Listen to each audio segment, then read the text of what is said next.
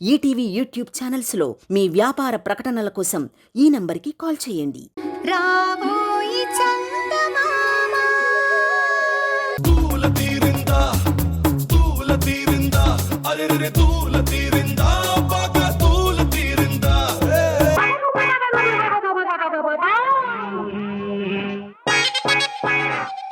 Hi brother. ఏంటి first night బాగా జరిగిందా? ఏంటి బ్రదర్ చంపని దాచుకుంటున్నావు? కొంపదీసి చంద్రికేమన్నా పంటిగట్లు పెట్టిందా? ఏమైంది సిద్ధు, ఎందుకంత సీరియస్గా చూస్తున్నావు?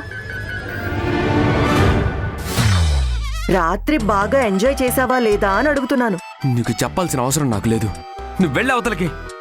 అవునా? ఏది ఒకసారి చూడని సిద్ధు. వద్దని చెప్తున్నానా? అరే చూడని. అరే ఏం వద్దన్నాను కదా. చూడని సిద్ధు. వద్దు. చూడని. వద్దు. చూడని.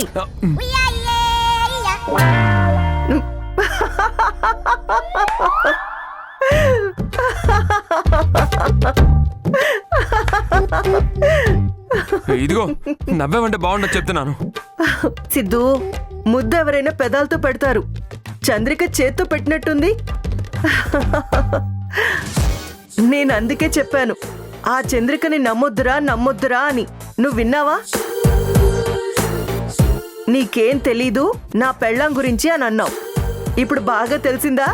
ఇదిగో చూసావు కదా, చంప పగిలిందన్న విషయం నీకు అర్థమైంది కదా. మళ్ళీ నువ్వు గుచ్చి అడగలా? తను కొట్టిన దెబ్బ కంటే నువ్వు అడిగే ప్రశ్నలే ఇంకా నొప్పిగా ఉన్నాయి. బ్రదర్, ఇప్పటికైనా అర్థం చేసుకో. తను నిజంగా నిన్ను ప్రేమించిన మనిషి అయితే నిన్నిలా దూరం పెడుతుందా? కట్టుకున్న భర్తని ట్రీట్ చేసే విధానం ఇదేనా? అయినా నీకేం తక్కువ చెప్పు, దాని వెంట పడుతున్నావు. నేను తాళి కట్టిన భార్య తను. అని నువ్వనుకుంటున్నావు, తనేమనుకోవట్లేదు సిద్ధు. నువ్వు తర్వాత తీరిగ్గా బాధపడదులే కానీ అసలు చంద్రిక నిన్నేమడిగింది? నువ్వేం చెప్పావు? ముందది చెప్పు. నేనేం చెప్పాను? దానివల్ల నీకు చాలా ప్రాబ్లం అవుతుంది. మర్యాదగా నాకు చెప్పు. నువ్వేం చెప్పావో తెలిస్తే దానికి సొల్యూషన్ నేను చెప్తాను. మా తల్లి, నాకెవ్వరూ ఏ సొల్యూషన్స్ చెప్పొద్దు. ఇప్పుడు నేనేదో వాగేశానన్న విషయం మా నాన్నకి తెలిస్తే నన్ను చంపేస్తాడు. ఏంటో నా కర్మ, ఇష్టపడి పెళ్లి చేసుకుంటే ఇలా తన్నులు తినాల్సి వస్తుంది. ఛీ! అరే సిద్ధు,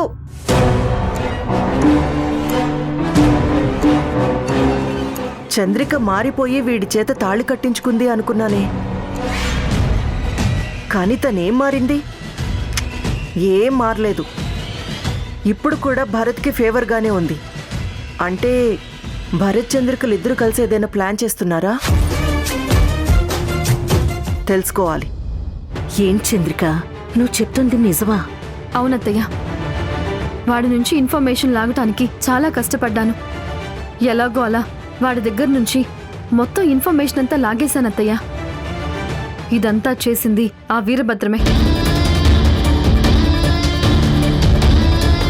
ఆ వీరభద్రం మనం అనుకున్న దానికంటే చాలా దుర్మార్గుడత్తయ్య.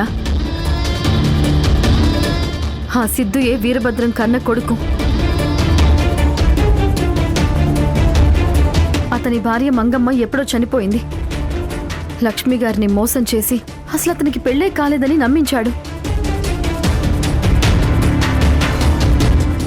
చాలా ఉన్నతమైన భావాలున్న వ్యక్తిలాగా బిల్డప్ ఇచ్చి అప్పటికే భర్త చనిపోయిన లక్ష్మి గారి మెళ్ళో తాళి కట్టాడు.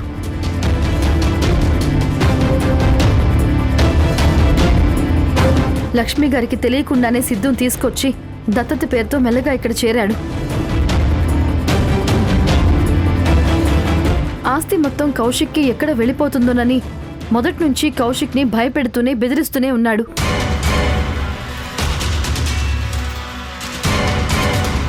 పాపం కౌశిక్ ఆ విషయాన్ని బయటికి చెప్పుకోలేక ఇంటి నుంచి పారిపోయాడు.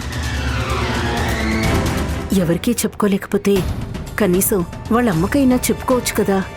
లేదత్తయ్య, లక్ష్మి గారు వీరభద్రాన్ని పూర్తిగా నమ్మేశారు.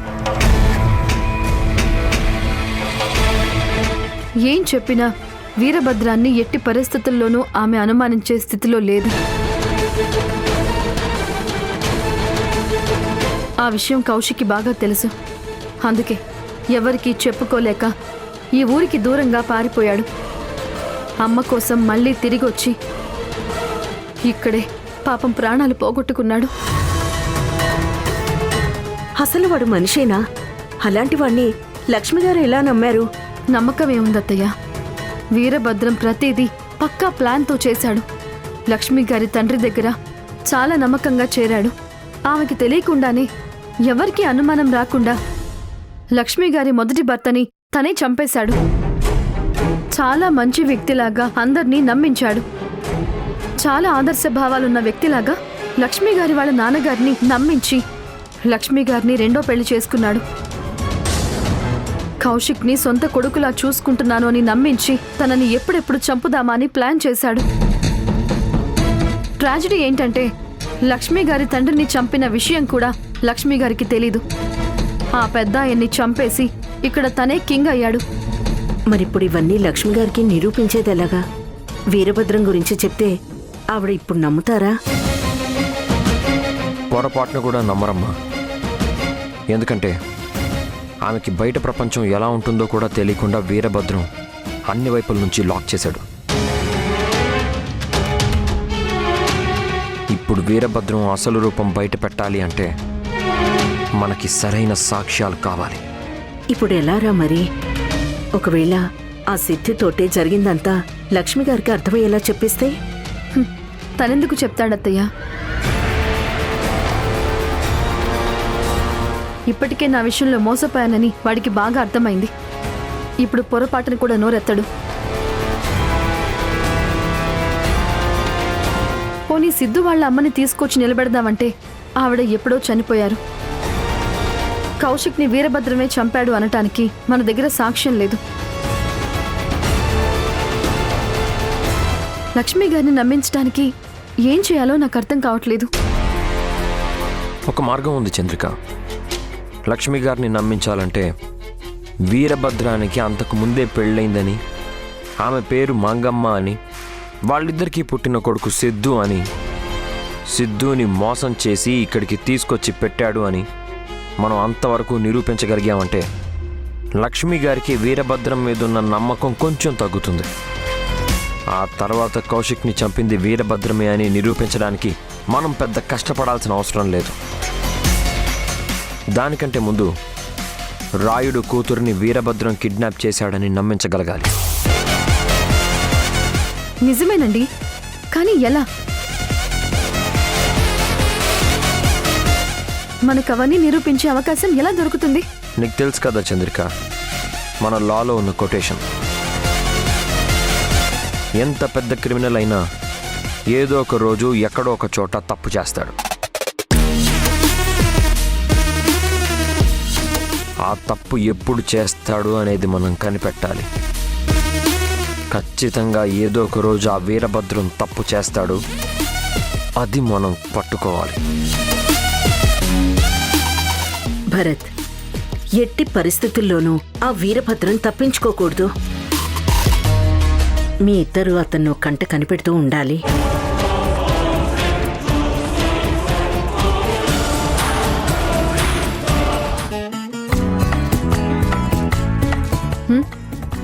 ఏంటి? నువ్వు మరింత అన్యాయం చేస్తావని అనుకోలేదు చంద్రిక. అన్యాయమా? అన్యాయం ఏంట్రా? ఏంట్రానా? నేను నీ మొగుణ్ణి, నీకు తాళి కట్టిన భర్తని పట్టుకొని ఎవరన్నా ఏరా ఒరే అంటారా? నువ్వు భర్తవేంట్రా? ఇంకొకసారి భర్త బీరకాయ బాదం పప్పు అన్నావంటే పళ్ళు రాల కొడతాను. ఏంటి, నా పళ్ళు రాలగొడతావా? నిన్నెంత నమ్మాను, చివరికి నన్నెంత మోసం చేస్తావా? ఏంటి, ఏం మోసం చేశాను?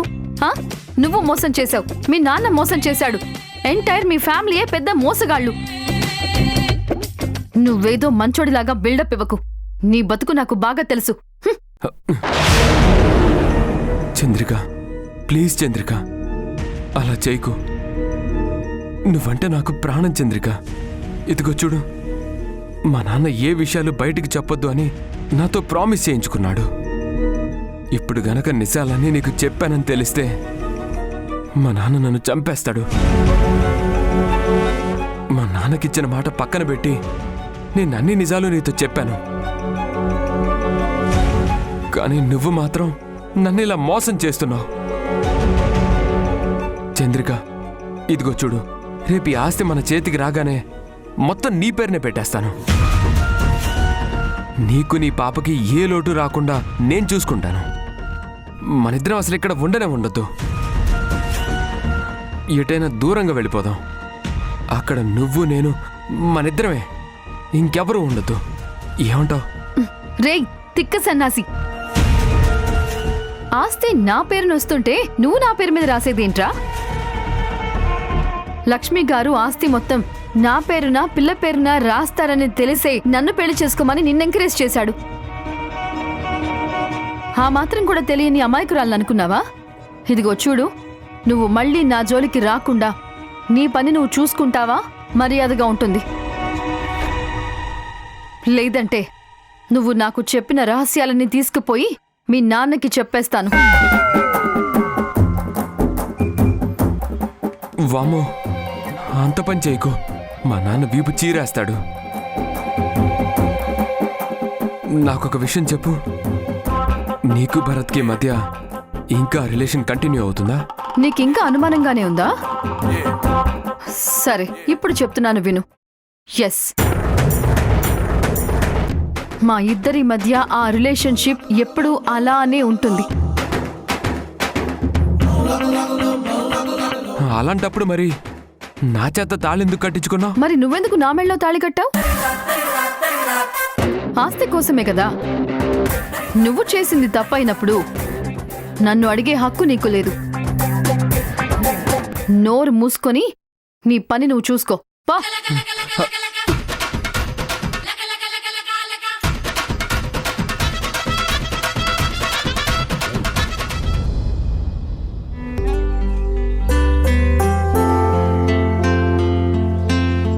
తులసి, అమ్మా, ఎవరావిడ? పెద్దమ్మ గారి కోసం వచ్చినారమ్మా. ఓ, రాణి వచ్చినావా? అవునమ్మగారు. ఇగో నీ బిడ్డకి బట్టలు తెచ్చిన. ఈ దుడ్లు కూడా నీ కాడనే ఉంచు. తీసుకో. ఆశీర్వదించమ్మా. లేమ్మా, బిడ్డని ఎత్తుకొని నాకు దండం పెడతావేంది? నేనేమన్నా గుళ్ళో దేవతనా? మనిషినే కదా. లేదమ్మా, మీరు మాకు నిజంగా దేవతలాంటి వాళ్ళు. మీ దయ వల్ల మేమందరం చల్లగా ఉన్నామమ్మా. ఇదిగోమ్మా, నా కొడుక్కి మీరే పేరు పెట్టండమ్మా.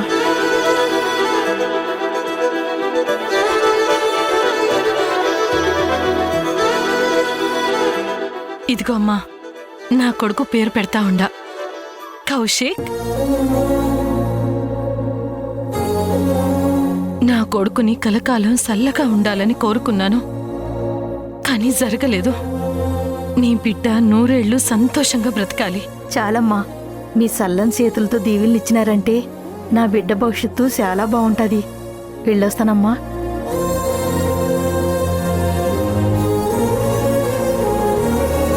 ఉంటానమ్మా. మంచిదమ్మా.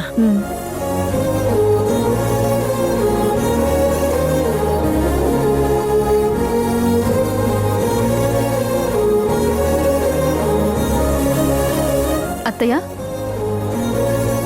ఎవరావిడ? ఒకప్పుడు మన దగ్గర పనిచేసుండారమ్మా. నేనే ఆళ్ళని ఈ గొడవలన్నీ వద్దని ఆళ్ళ ఆయన్ని పంపించినాను. పెళ్ళాం బిడ్డలతోటి సుఖంగా ఉండరా అని చెప్పినాను. వాళ్ళు చాలా బాగా ఉన్నారు. ఇదిగో వాళ్ళకి బాబు పుట్టినాడంట. పేరు పెట్టమని నా కాడికి పంపించినాడు. మరి ఆవిడ హస్బెండ్ రాలేదా? నేనే మళ్ళీ ఈడికి రావద్దని చెప్పినానమ్మా. ఈడికి వచ్చినాడు అంటే ఆ కత్తులు కటార్లు తీసుకొని మళ్ళీ యాడ గొడవలకి పోతాడు అని మళ్ళీ ఈ జన్మలో గడపలో అడుగు పెట్టొద్దని చెప్పినాను. అందుకే ఆడు రాకుండా ఆడి భార్య బిడ్డల్ని పంపించినాడు. ఆళ్ళు బావుండాలని దీవించి ఆళ్ల బిడ్డకి నా కొడుకు పేరు పెట్టి పంపించినానమ్మా. నిజంగా మీలాంటి వాళ్ళకి ఎప్పుడూ అన్యాయం జరగదు. ఎప్పుడు మంచే జరుగుతుంది. ఏందమ్మి అట్ట ఏదో కొత్తగా మాట్లాడతా ఉండవు? ఇప్పటి వరకు నాకేం అన్యాయం జరుగుండదని అంతా మంచే జరిగినది. కాకపోతే నా కొడుకు ఆయుష్ తీరి దూరం అయిపోయినాడు.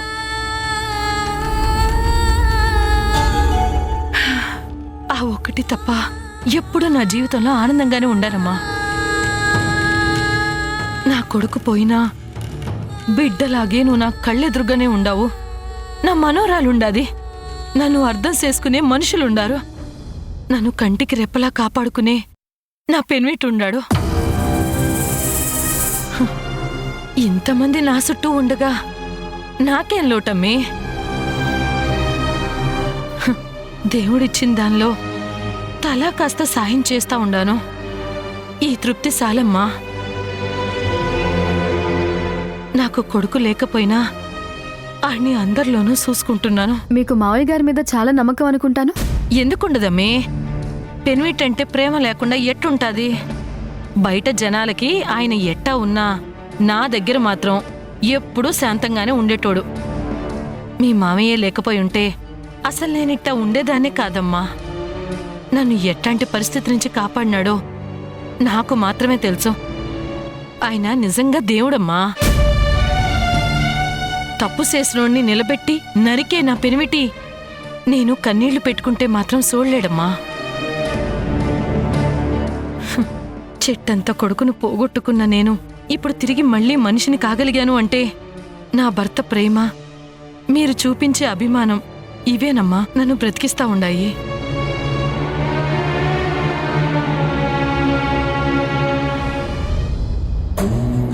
అత్తయ్య, మీకు ఎలా చెప్పాలో అర్థం కావట్లేదు. మీ భర్తే మీ పాలిట కాలయముడయ్యాడు. ఆ విషయం మీకు అర్థం కావట్లేదు. ఆయన్ని మీరు గుడ్డిగా నమ్ముతున్నారు. మిమ్మల్ని నిలువునా మోసం చేస్తున్నాడు అత్తయ్య. ఈ విషయం నేను మీకు చెప్పినా మీకు అర్థం కాదు. అర్థం చేసుకోలేని పరిస్థితిలో ఉన్నారు. అతని మీ కొడుకుని చంపిన హంతకుడని నిరూపించడానికి మా దగ్గర సాక్ష్యాలు లేవు. కానీ ఆ సాక్ష్యాధారాలు ఏదో ఒక రోజు మీ ముందుకు తీసుకొస్తాము. అవి చూసిన తర్వాత మీరు ఇంతకాలం ఒక దుర్మార్గుణ్ణి నమ్మాను అని తెలుసుకుంటారు. మిమ్మల్ని ఏదో ఒక రకంగా కాపాడుకోవటం మా కనీస బాధ్యత అత్తయ్య. భరత్ బాబు, రారాయుడు, కూర్చోరాయుడు. పర్లేదు బాబు. ఏవైంది రాయుడు? ఎందుకలా ఉన్నావు రాయుడు? చెప్పు, ఏమైంది? అది వీరభద్రం మళ్ళీ ఫోన్ చేసినాడు బాబు. ఏమన్నాడు? ఏవైందో చెప్పు రాయుడు. ఎందుకంతా ఆలోచిస్తున్నావు? చెప్పు, పర్వాలేదు. భరత్ బాబుని ఎప్పుడు చంపుతున్నావు అని మళ్ళీ అడుగుతున్నాడమ్మా. ఆ వీరభద్రం అట్ట అడుగుతా ఉంటే నా రక్తం ఉడిగిపోతా ఉండాది. కానీ నేనేం చేయలేకపోతున్నాను. ఏదో తోసింది చెప్పి దాటేసుకుంటూ వస్తా ఉండానమ్మా. ఒకటి మాత్రం నిజం బాబు, నేను మిమ్మల్ని ఏదో ఒకటి చేసేదాకా ఆ వీరభద్రం నా కూతుర్ని విడిచిపెట్టేలా లేడు. నీ కూతురికి ఏదైనా అయితే మేము చూస్తూ ఊరుకుంటావా? నీ కూతుర్ని రక్షించే బాధ్యత మాది. భరత్, చూసావుగా, ఎలాగైనా సరే ఆ వీరభద్రం చెర నుంచి ఆ అమ్మాయిని కాపాడి బయటికి తీసుకురావాలి. అదంత ఈజీ కాదమ్మా. అదేంట్రా అలా అంటావు? ఆ వీరభద్రానికి రాయుడి మీద అనుమానం వచ్చింది. అతను నాకు సహాయం చేస్తున్నాడన్న అనుమానం వచ్చే రాయుడి కూతుర్ని తీసుకెళ్లి దాచిపెట్టి బ్లాక్మెయిల్ చేస్తున్నాడు. నీ కూతుర్ని రక్షించాలి అంటే నా దగ్గర ఒకే ఒక్క మార్గం ఉంది. ఏంటో చెప్పరా? ఇప్పుడు రాయుడు కూతుర్ని కాపాడాలి అంటే మనం ఆ వీరభద్రాన్ని కిడ్నాప్ చేయాలి.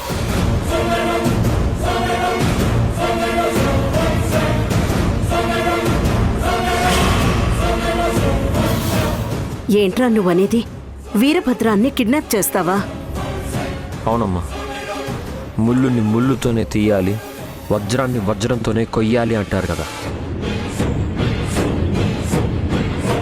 అలాంటి దుర్మార్గపు ఆలోచనలు ఉన్నవాడిని మనం అతని దారిలోనే వెళ్ళి అతని ఆట కట్టించాలి.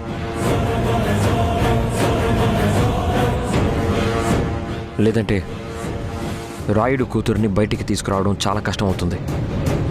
నువ్వు చెప్పింది నిజమే కావచ్చురా, కానీ వీరభద్రాన్ని కిడ్నాప్ చేయటం అంటే మామూలు విషయం కాదు. అవును బాబు, ఆ వీరభద్రం సామాన్యుడు కాదు, చాలా బలమైన మనిషి.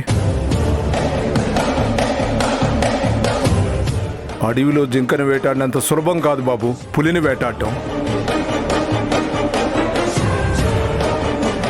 ఆడు పులి కంటే చాలా ప్రమాదకరమైన మనిషి. చూడు రాయుడు, పెద్ద పులైనా సరే వేటగాడు కరెక్ట్గా ఉంటే చేతికి చిక్కి తీరుతుంది. ఆఫ్టర్ ఆల్ ఈ వీరభద్రం గాడెంత. మన ప్లాన్ కరెక్ట్గా ఉందనుకో, వీరభద్రమే వచ్చి తనంతట తానే ఇరుక్కుంటాడు.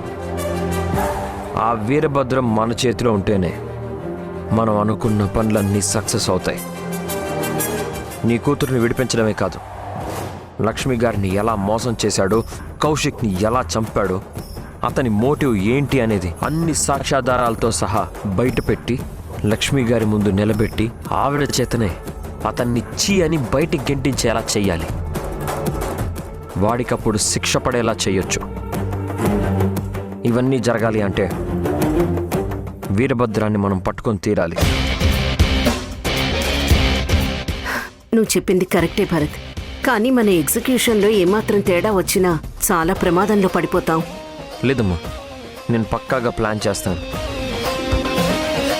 ఆ వీరభద్రాన్ని మనం కిడ్నాప్ చేస్తున్నాం, రాయుడు కూతురుతో పాటు అతని నిజాలని కూడా బయటికి తీసుకొస్తున్నాం. బాబు, నా కూతురు కోసం మీరు చాలా కష్టపడుతున్నారు. ప్రమాదం అని తెలిసి కూడా వీరభద్రంతో పెట్టుకుంటున్నారు బాబు. తప్పదు రాయుడు, కొన్ని సాధించాలి అంటే ఒక్కోసారి మనం రిస్క్ తీసుకోవాలి. నేను ఒక పక్కా ప్లాన్ చేసి నీకు చెప్తాను, నేను చెప్పినట్టు చెయ్యి. ఆ వీరభద్రం ఎలా దొరకడో అది కూడా చూస్తాను. నిప్పుతునకై భగభగలాడై వాయుగుండం అగ్నిగుండం రెండు నువ్వేరా. ఆ చంద్రిక నిన్నేం అడిగింది? నువ్వేం చెప్పి చచ్చావు?